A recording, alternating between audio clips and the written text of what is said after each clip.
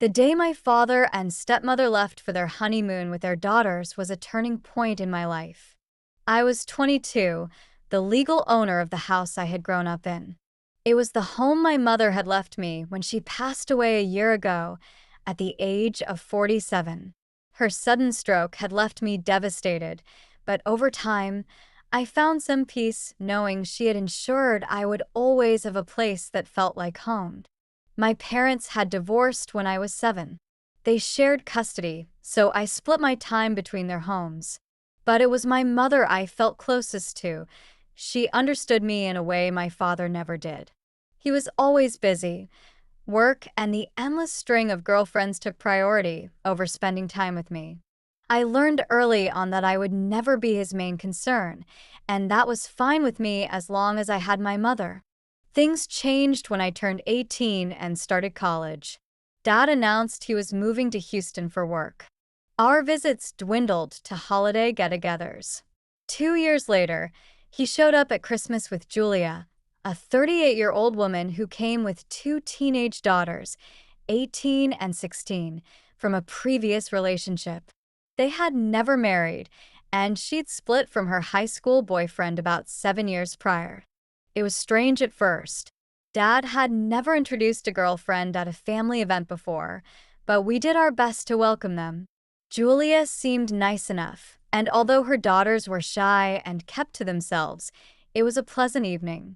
Over the next few months, Julia would say hello whenever I spoke to my father on the phone, adding a touch of warmth that made me think she might be good for him. I even convinced myself that this new family dynamic could be positive. After my mother died and I inherited the house, Dad's demeanor shifted. He was supportive during the funeral, but when he learned my mom had left the house to me, he grew distant. He had always seemed interested in reclaiming the house that he and my mother bought when they were first married. During the divorce, my mom kept it, which seemed fair given that she had given up her career to raise me while Dad focused on his own ambitions. It was only right that she kept her sanctuary, and now it was mine. Life went on, and 6 months ago, Dad called to say he and Julia were engaged and wanted to get married in our hometown. They planned to stay in my house for the weeks leading up to the wedding, claiming it would be more practical than a hotel and reassuring me they would share expenses.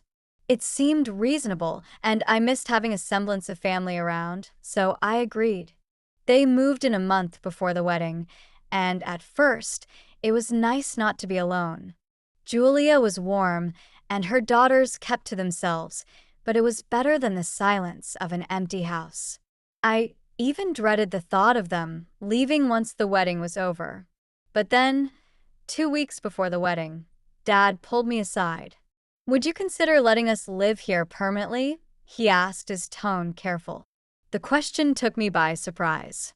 He explained that he wanted me to feel comfortable with the idea of living as a family and believed that staying here would be better for everyone. I hesitated. Memories of his initial reaction to the will resurfaced. There was no denying the unease that crept into my thoughts. I told him I needed more time to think about it, promising to let him know after the wedding. He seemed disappointed, but didn't push. The wedding day came and went. It was a beautiful ceremony, and for a moment, I let myself believe that everything might be okay. They planned to stay a few more days before heading back to Houston, giving me time to share my decision. But then, 2 days later, I woke up to an empty house. Their belongings were still scattered around, but they were gone. Calls went unanswered for hours until Julia finally picked up around noon. "Oh, we decided to leave for our honeymoon early," she said nonchalantly. "We'll be back in a week." I was stunned. They hadn't told me anything before leaving, hadn't said goodbye. I asked her why they hadn't informed me, and she gave a flimsy excuse, saying they had simply forgotten. When I pressed the issue, she snapped. "Look, Tom, stop being so dramatic. You're not a child.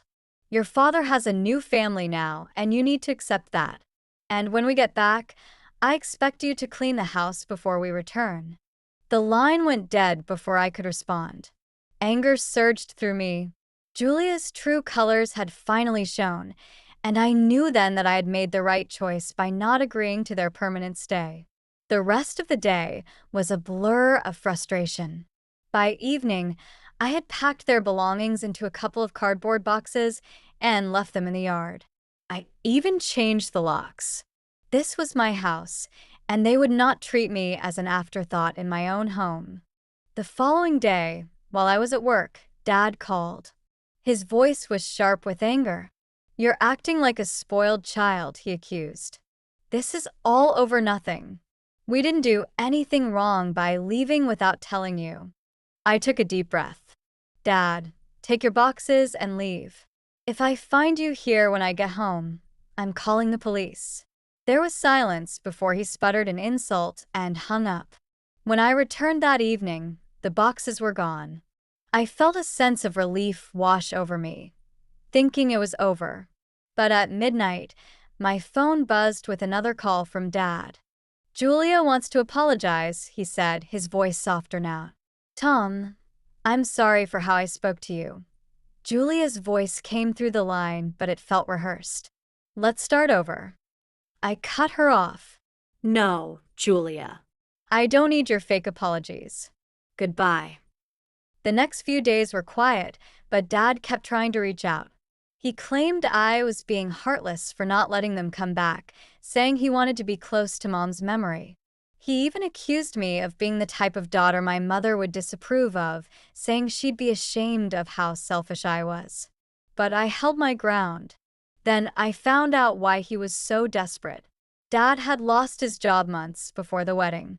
He had been living off his savings, which were now depleted after an extravagant wedding and honeymoon.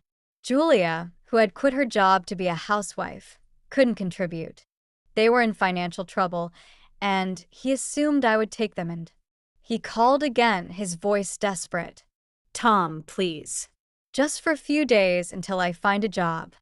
"No, Dad," I said. "You made your choices. This isn't my responsibility." The texts continued, each one laced with guilt and veiled threats, but I didn't waver. He had spent years choosing work and women over being a father, and now, when he needed me, he expected me to sacrifice everything for him.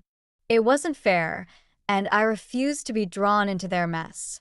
Weeks passed, and eventually, Dad and Julia left town.